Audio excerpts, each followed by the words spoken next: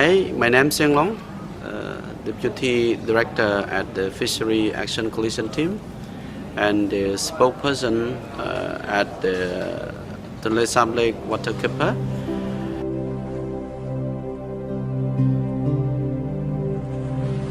Fishery Action Coalition Team is the local NGO, and I could say it's like a unique NGO who has operated its activity or its project on the fishery resources in Cambodia since 2000. You know, we supported a small-scale fishery, or we call a community fishery. At the moment, we supported by providing the small grants, by providing the capacity building to strengthen the institutional the capacity of the CFI or community-based organization, community fishery, to around 116 CBO or community fishery in Cambodia. And then out of the 116, we provided a small grant to 49 out of the 116.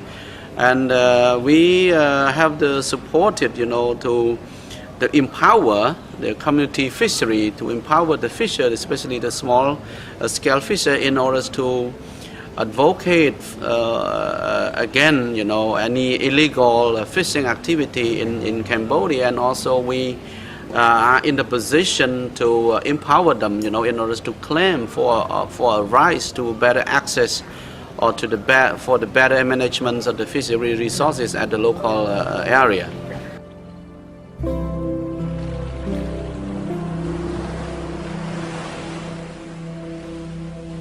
Yes, very pleased to join this two-day meeting. The two-day meeting is quite important to attend because we can meet with many friends, from the regional country, from Thailand, from Myanmar, from Laos, and from Vietnam, and we also can talk and exchange some idea, experiences, lessons learned, or challenges in the fishery resources management with other Asian friends from Sri Lanka, from India. That is very important that we have learned a lot from each other. And then we see, because the meeting, the two-day workshop really focus on a guideline we call the SSF, the guideline that is very important, to contribute to the fishery resources management or conservation in the Mekong country or in Asian country. That is very important. And then we really see, the privilege or a good point that we can really use it, to make use of the guideline, in order to apply into the real context of each the country, that from Thailand, from Cambodia, from Vietnam.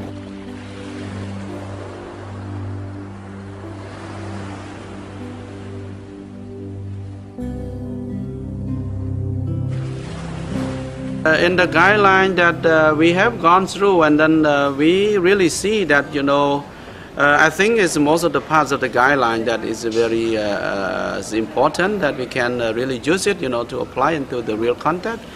It's about the protections of the fishery right. We see some points about the protection right, to promote the rights of the small-scale fisher.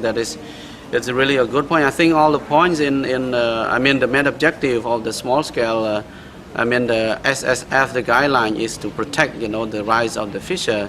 So this is what we really want to highlight in our local context, in our rule and regulation, and then this is a really baseline that we can really refer, to amend, because to amend our existing rule and regulation, especially the Fishery Law 2006, that we have been using so far, but simply the law is out of date, and so that's why it is very important, the guideline, to really look it on the guideline, and then to quote, some specific that we can really localize it, into there is a standard, and then we would like to see, because at the moment we use our own fishery law, and then it's not really to reflect some sort of a good practice so far. So that's why we will go through it, again, and then we would like to localize the SSF guideline, into our own regulation, and this is a really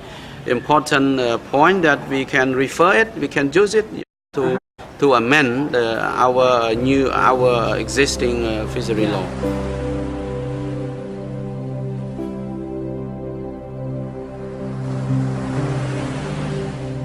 Yeah, we have to make sure that a multi approach is available, at the moment, because there will be a coming we call commune council election in 2017, and then there will be also the national election in 2008.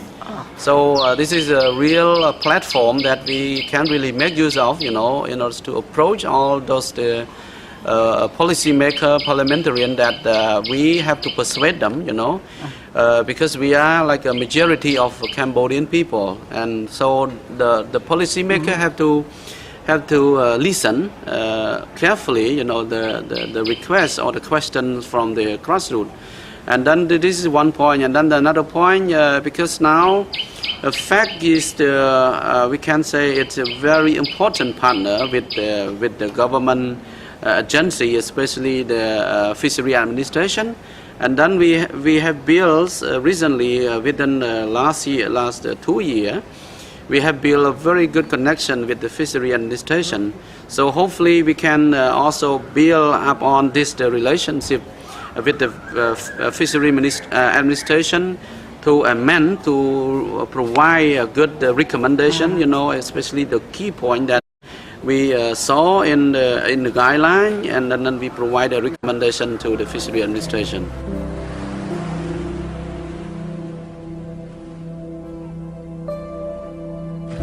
Okay. Yeah, I think the step we would use is first we have to form, we call some sort of the technical working group, with this experience, knowledge we have gained from this 2-day workshop.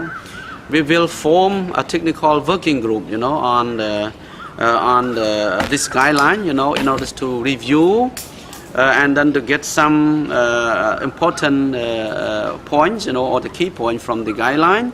And then we will first approach by the NGO representative, from different part of Cambodia, from Tonle Sap, from Mekong, and also from coastal, to approach directly to the national government or the central fishery administration, in order to tell them, hey, this is a guideline that really good, and it really a good standard, more or less a good standard, that we can really use it, we can really go through it.